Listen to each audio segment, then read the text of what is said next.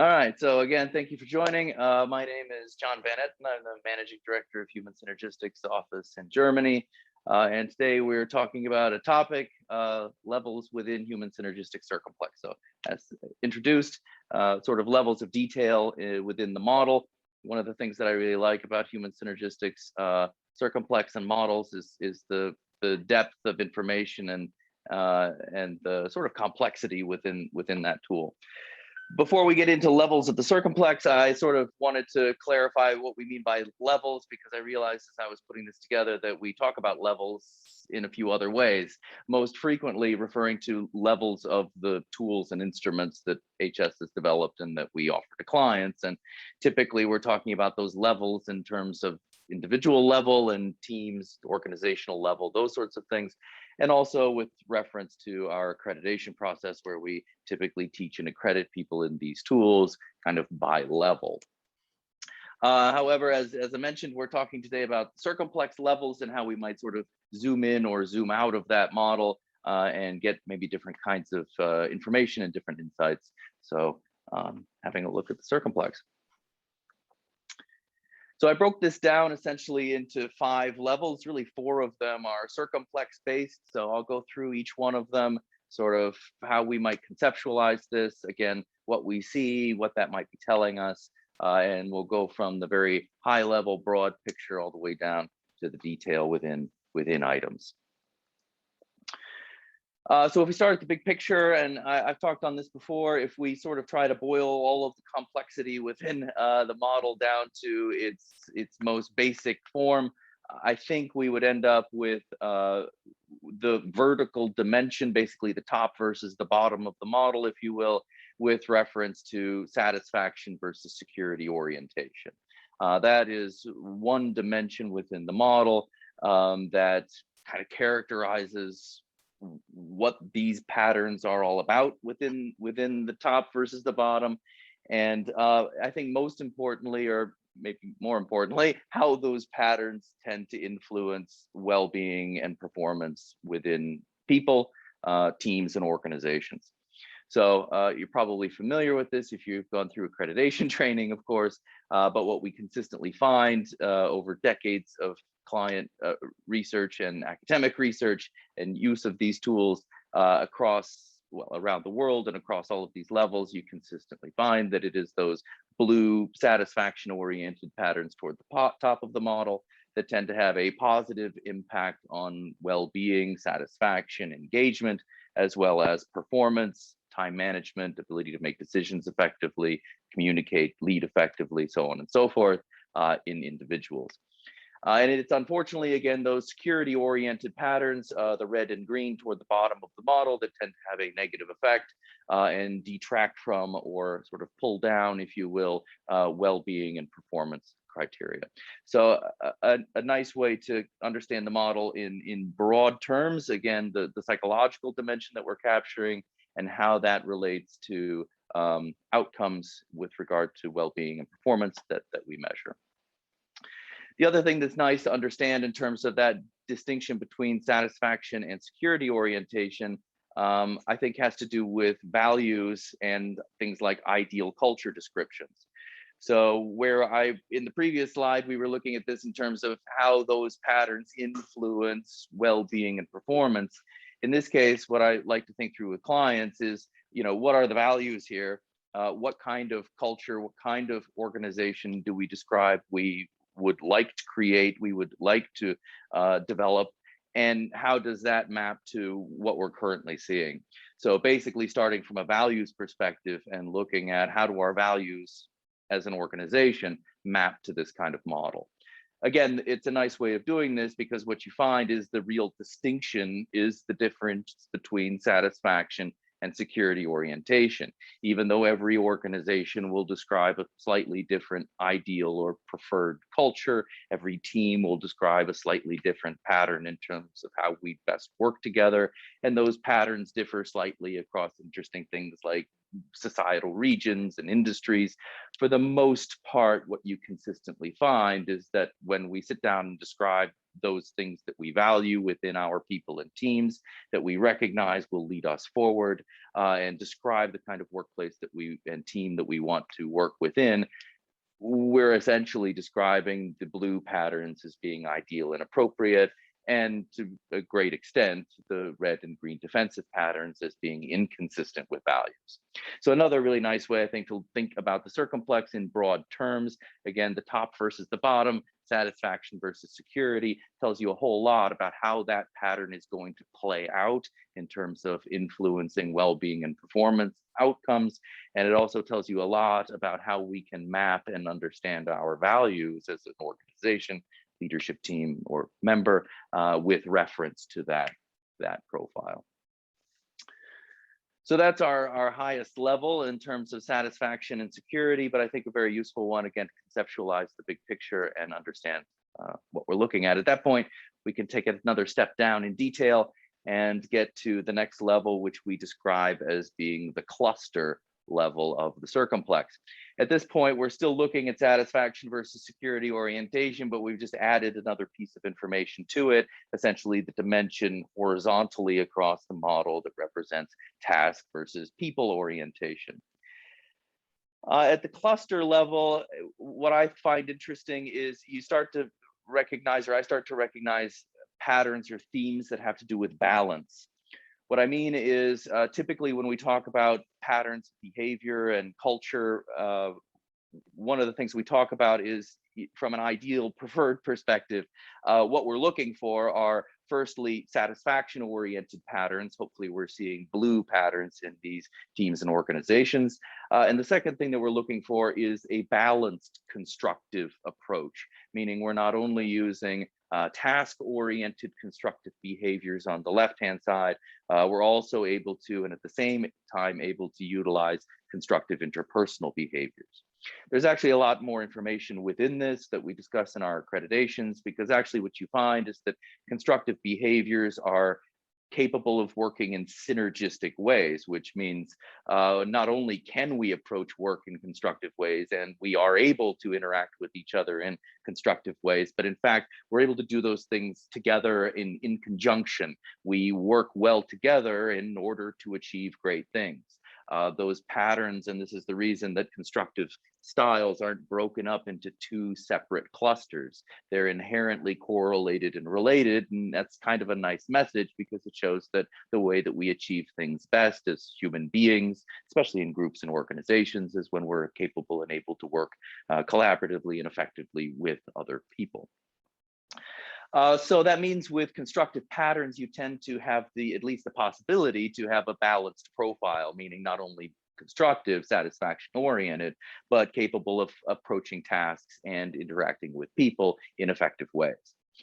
As cultures or teams or individuals begin falling into increasingly security oriented patterns toward the bottom of the model, this balance seems to become a little less sustainable.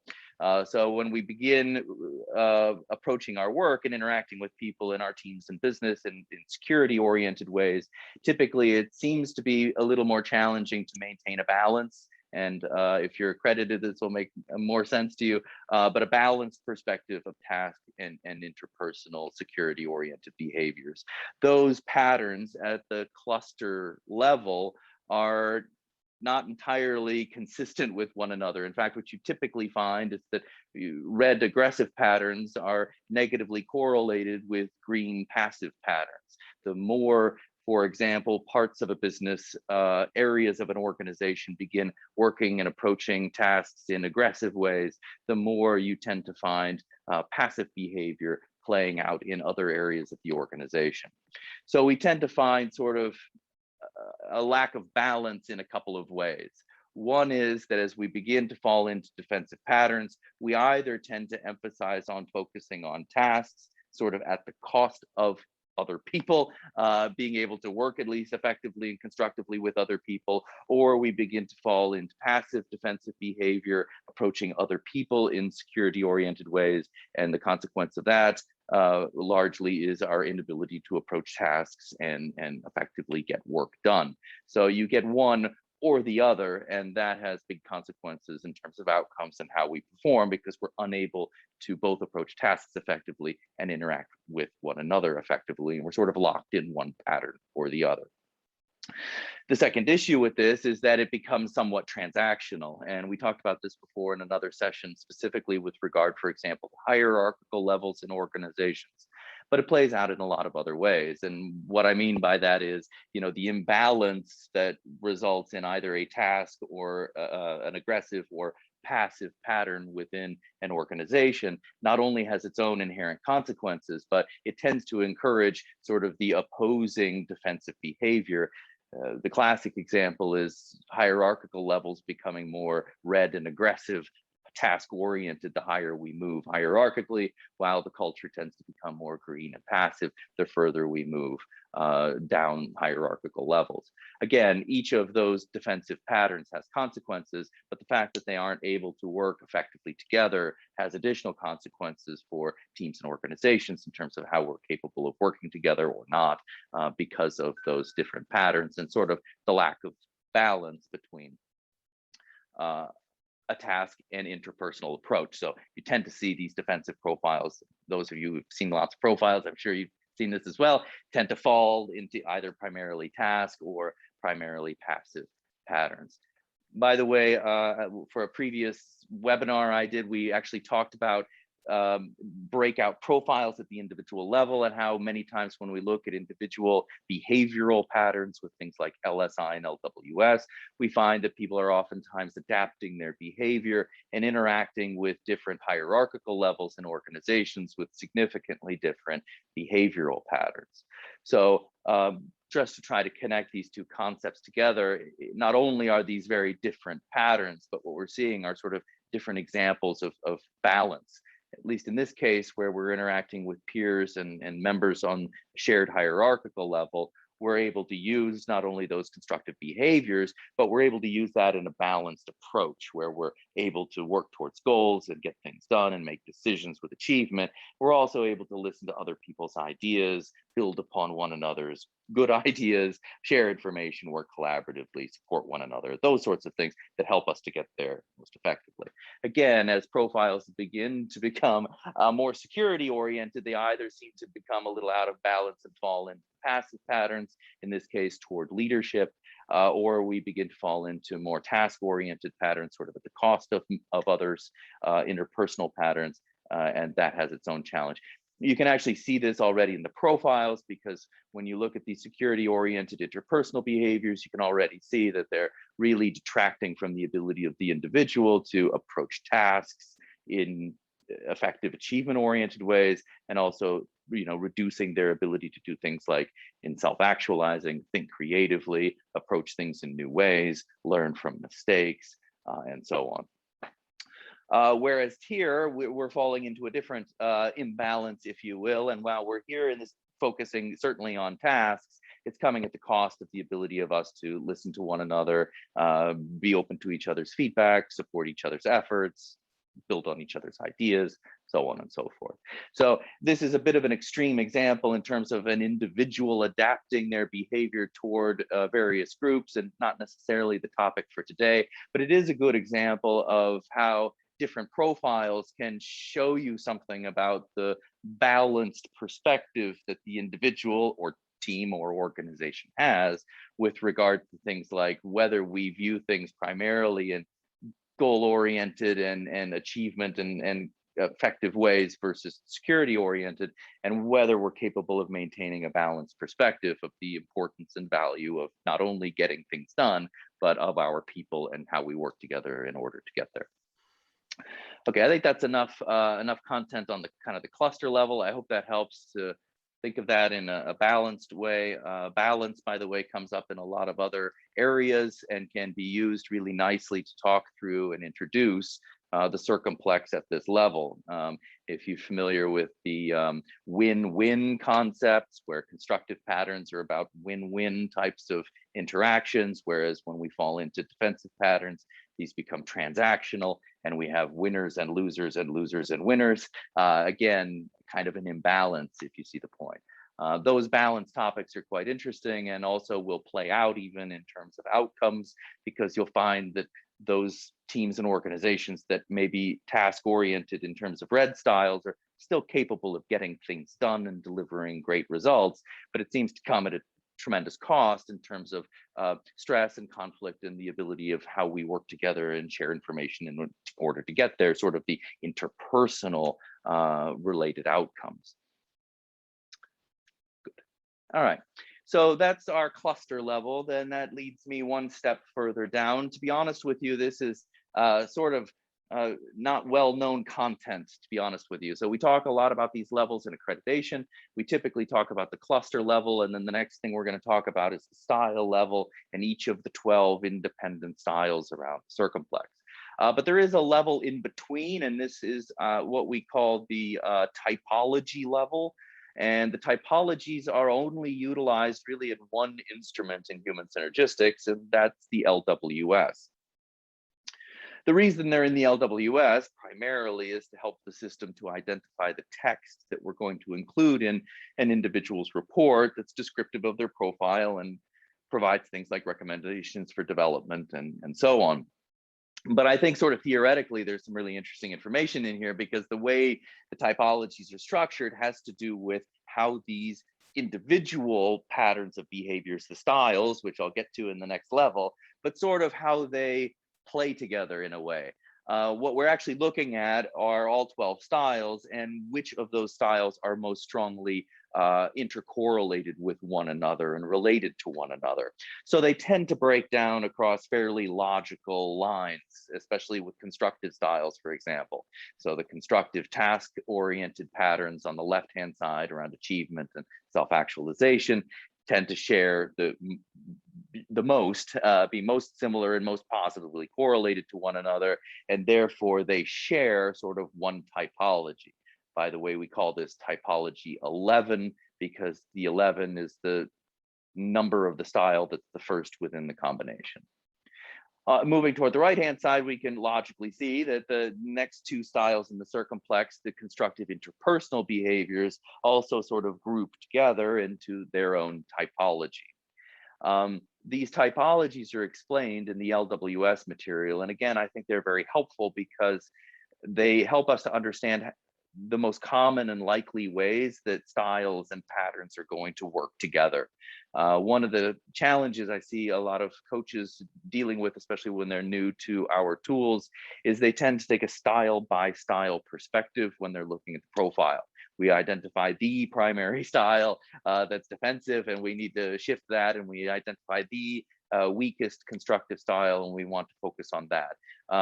But there's something to be said for taking a broader perspective and understanding how that style may be playing out in context of others, and get a broader picture of what's really playing out here before we sort of zoom into one independent pattern. If you go through accreditation, we'll talk through this in detail. There's some really interesting stuff around why avoidance, the exception is always avoidance, but why avoidance proves to be its own unique little pattern. But in any case, this is, again, a nice higher level way to look at a broader perspective of these patterns playing out. To show you how this works, I wanted to actually give you an example.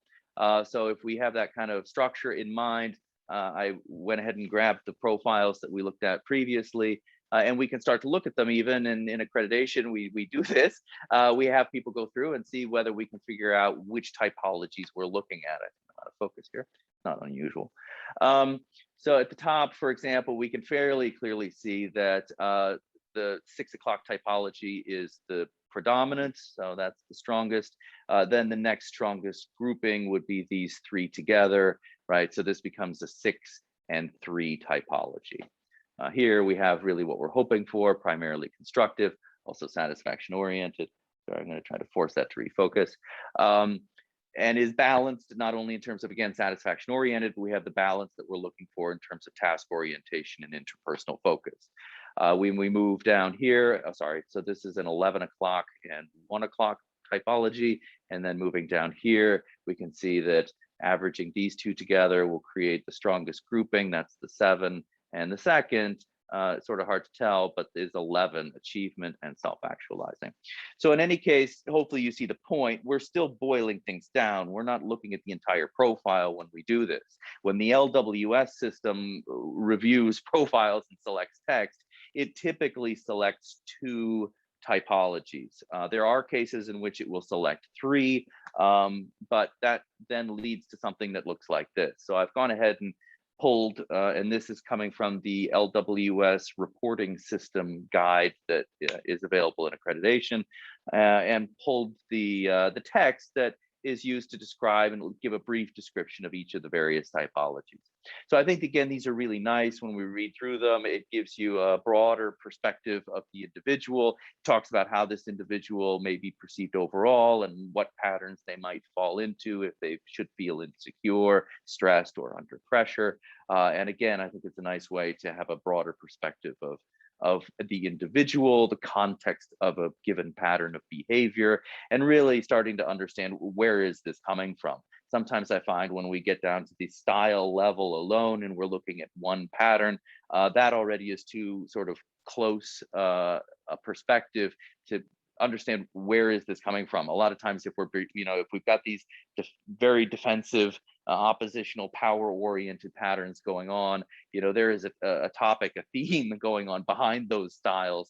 That's sort of something we need to be aware of and talk about before we get down to the detail level.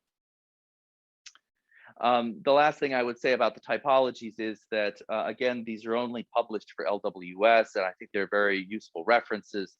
The other thing is that even though they're not designed for other levels of our tools, so teams and culture, I don't personally see why those descriptions could not be pretty readily adapted. The patterns that we're talking about, this model we use to understand and capture these psychological and behavioral patterns across those levels of individuals, teams, and organizations. Those patterns, even though the norms and items, of course, differ across the instruments, the patterns that we're capturing are very similar across those levels. And therefore, I think the typologies that describe the combinations of those patterns at a given level could also be used at others to understand, what does that tell us about our team? What does that tell us about our organization's culture? Those sorts of things.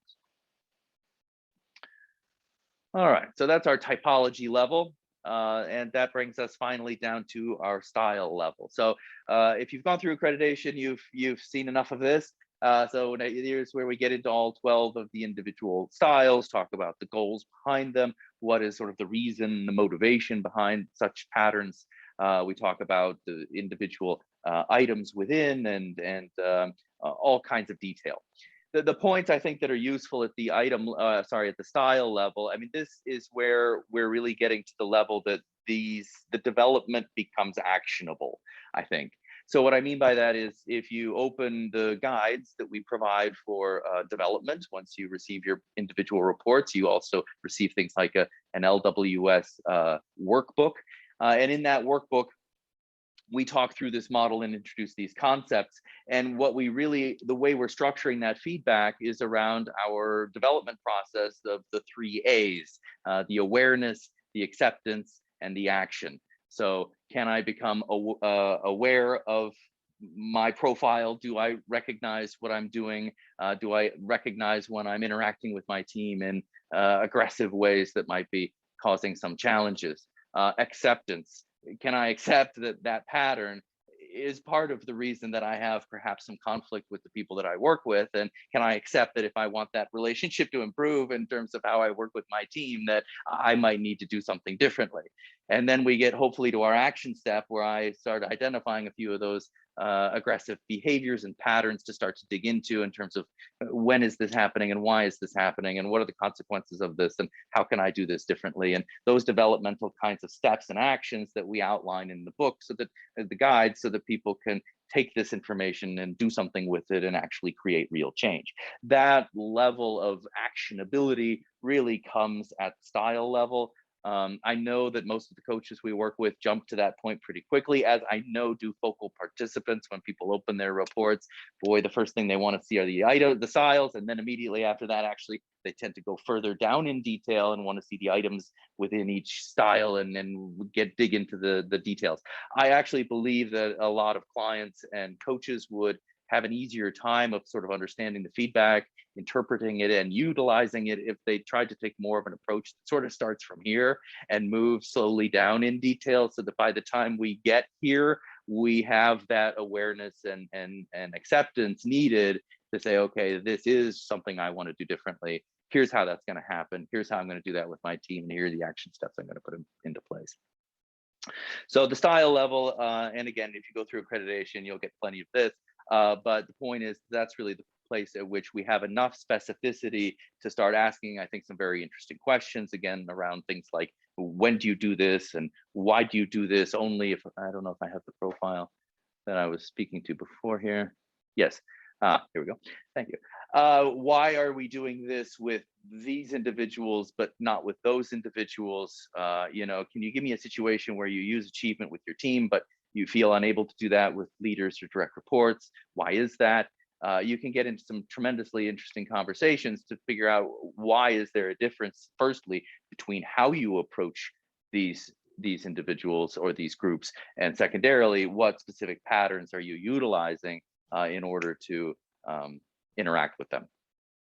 So again, at style level, we're getting the specificity we need to really create that awareness, acceptance, and hopefully action. I've talked previously and will again about how we try to, or how I recommend we try to look at circumplex profiles and prioritize which of these styles we might focus on. The first point is definitely try to focus on constructive styles that we want to promote more of, rather than focusing initially on defensive patterns that we want to reduce. Even highly defensive profiles will benefit typically most dramatically by focusing on constructive patterns that we need to promote, rather than the reverse of trying to coach people away from defensive styles. The other point that I typically try to make is to refer to our 50th percentile. And this is the beauty of getting down to the style level and having a well-normed tool so that we can look at these patterns across human beings and understand, where do I fall? What am I doing a lot of? What am I not doing enough of? And again, a very easy way, I think, to do that is to refer specifically to the 50th percentile threshold in the circumplex. So right halfway up the model, the 50th percentile. And we're simply, in most cases, I would recommend looking for defensive patterns that extend beyond that 50th percentile, where we're using more of those security-oriented styles, sort of regardless of what they are, going back to the foundation of satisfaction versus security. Those are targets that we may want to reduce. And really primarily looking at the constructive styles, blue toward the top, identifying any styles that do not reach that 50th percentile threshold, and start working on how we can do more of those things. That gives you enough specificity and detail that I think, even in this case, not knowing who this focal participant is, we can start to get into not only some really interesting questions about why do we do this here and not there, but we can get into some good, very specific coaching around the things we need to be aware of when you interact with direct reports, patterns you've fallen into in the past that have had some consequences, and awareness around what I'm going to do and how I'm going to try to interact with those people moving forward. And that development plan not only can be an overall development plan, but that we can target this and recognize that there may be differences within relationships, and therefore it might be necessary I try to do something a little different with my leader than I'm doing with direct reports. But that's part of the holistic development that I think we specialize in with individuals, and especially the ability to do that in an organizational context that refers to things like hierarchical structures. And that becomes important when we're combining individual level tools with things like group or team level instruments, getting fuzzy again, so that we can look at things like, not only how do I behave, but how do I behave toward my team? And how does that interaction that I'm having with my team influence the behavior that I'm seeing in my team's GSI, group styles inventory, and start to make more systemic kinds of development in organizations and teams. Sorry for my fuzziness.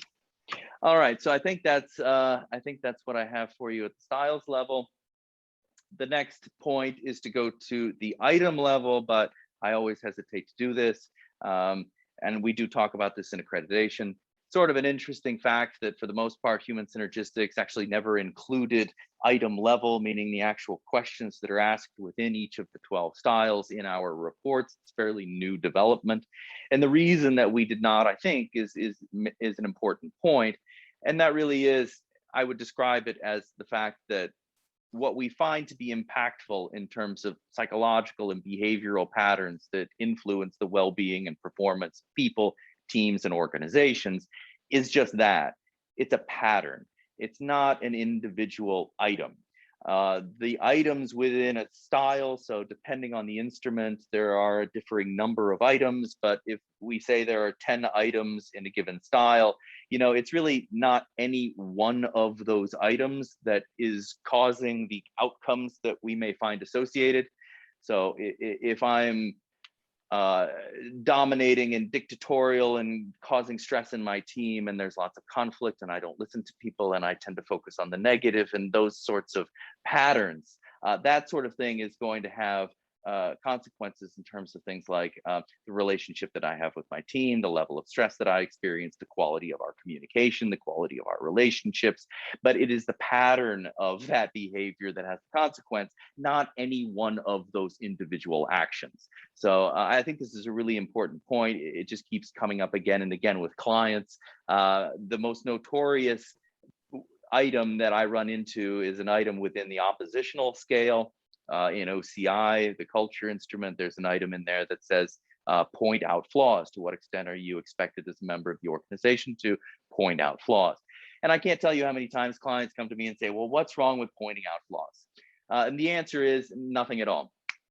Pointing out flaws all by itself, one item, tells you nothing about why we are stressed, why we have conflict, why we're not working as a team.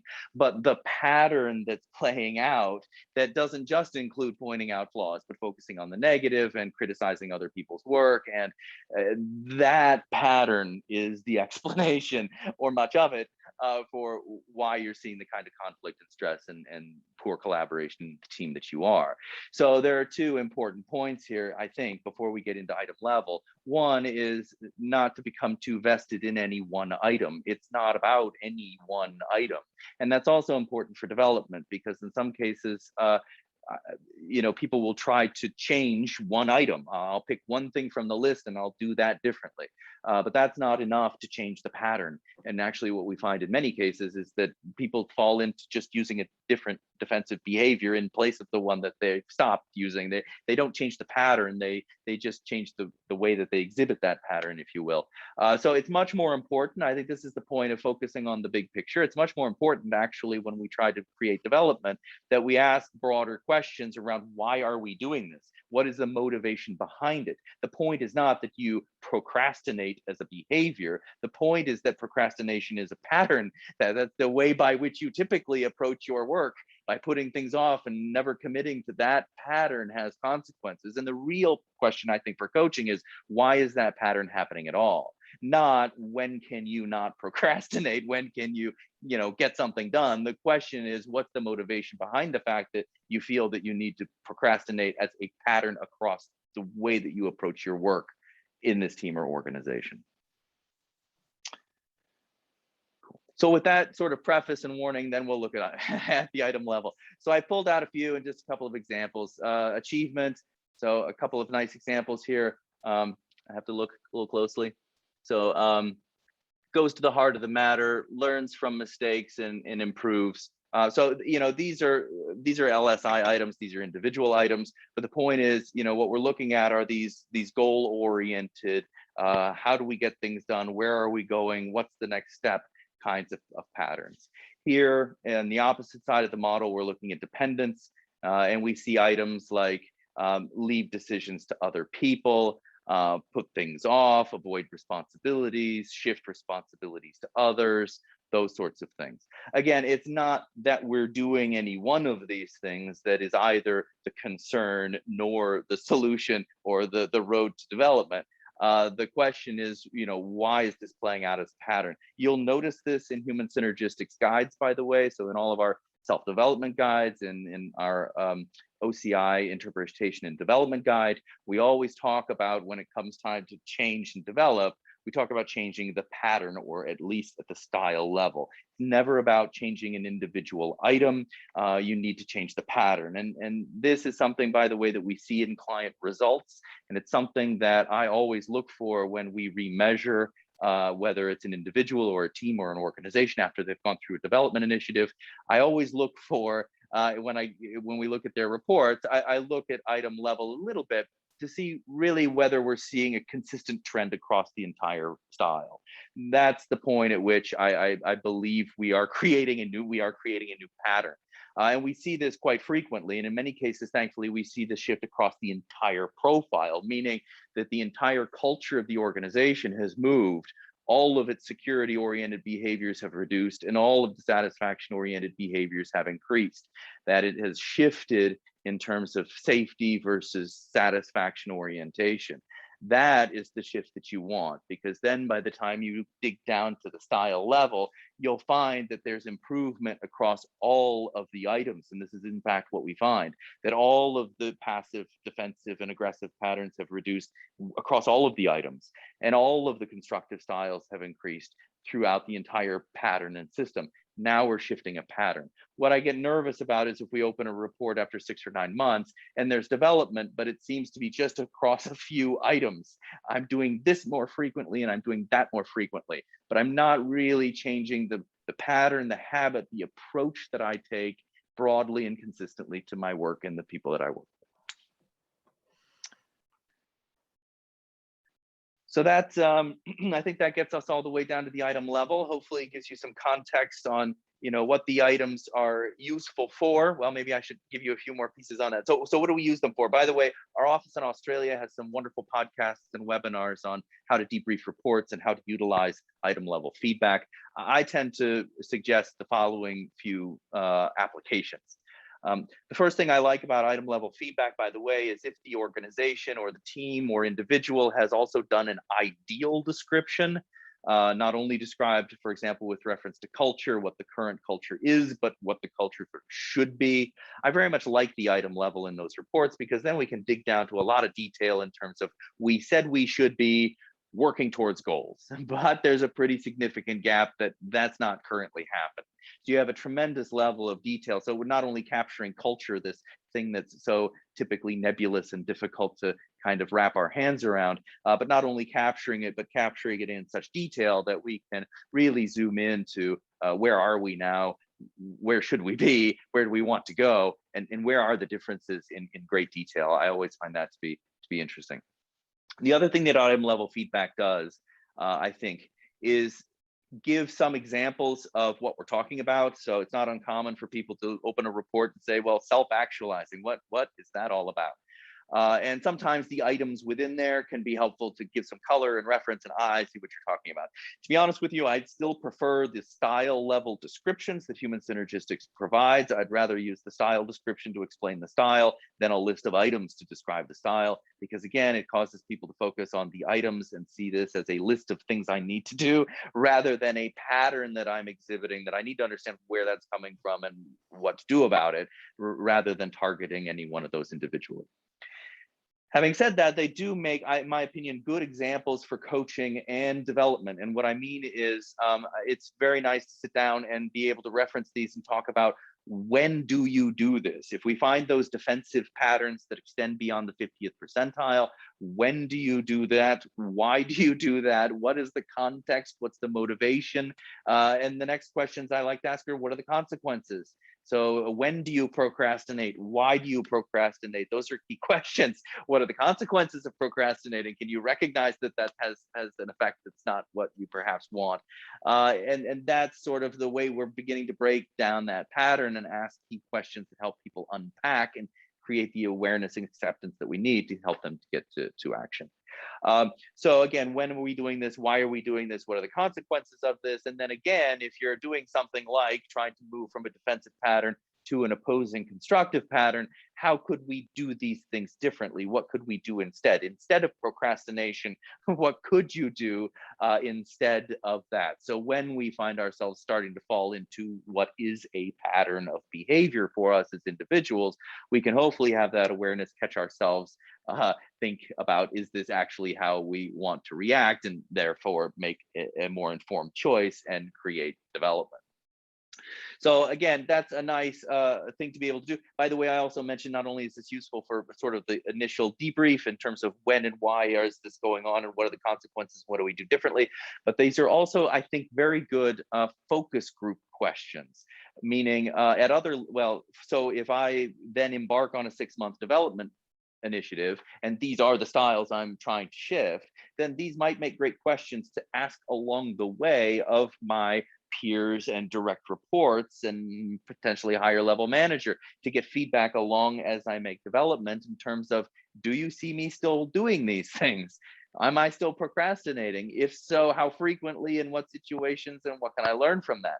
Have I done some more of these things? Are people recognizing that I'm doing some more of these things? Is that having any positive effect on myself or others? So again, giving some good questions that people can give feedback to, yes, I see them doing this more, and this they're moving away from, so we can get that learning and ongoing feedback during the development that's necessary. The example I just gave you was individual development. By the way, this works just as well, and in some ways almost better, in my opinion, when we talk about teams and organizations, because again, you can take those items and go to your team, or you can do focus groups throughout an organization and say, hey, 6 months ago, we talked about we wanted to move toward this and move away from this. And have you seen your leaders doing these things? And do you feel that you've been encouraged to do these things? And do you feel that in your job you can do these things? And if you wanted to do this, would you know how to? Are you right to asking? And that's the way, a great way to track with ongoing qualitative feedback through the journey to see whether or not people are recognizing the shift.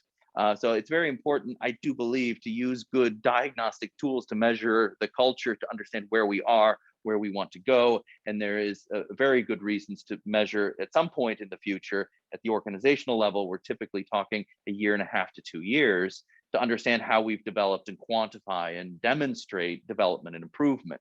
But along that journey, we need to continue to get feedback. We need to continue to learn. When am I doing this? When are we still falling back into this? Why aren't we moving quickly toward this as we would like to? And to use that information as we move forward so that we know what kind of progress we're making. We learn along the way. And it's not just a single measurement and then we're holding our breath and crossing our fingers until 2 years later when we remeasure. All right. So I think that's all of my points on item level feedback, and really across the system. Maybe I'll go back across the levels of the Circumplex. So, and to be honest with you, when I look at client reports or when I'm asked to, when I think about it, I really do sort of go through these levels as I look at reports. I sort of look at the overall profile in terms of, where are we in terms of our satisfaction versus security? How insecure are we feeling right now? What is that threshold? That line, by the way, again, is I believe the most important reference point in the model.